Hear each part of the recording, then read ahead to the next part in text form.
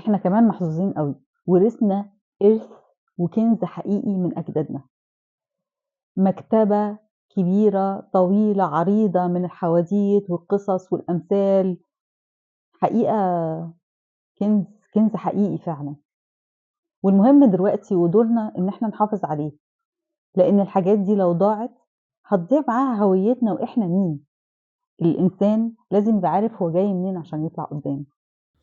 وفي عصر السرعة والscrolling مهم جدًا إن إحنا نحافظ على التراث ده ونثبّت جذورنا، علشان كده مهم جدًا، جدًا نستخدم السوشيال ميديا. التكنولوجيا مش خطر على فكرة على التراث، بالعكس التكنولوجيا ممكن تعزّز التراث ده، توصّله، تحفظه، تسجّله، توثّقه، وده اللي أنا باحاول أعمله.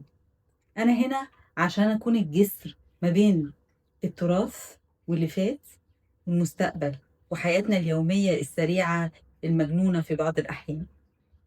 مهم جدًا، جدًا، جدًا إن إحنا نحافظ على القديم عشان نقدر نخطط ونعيش الجديد.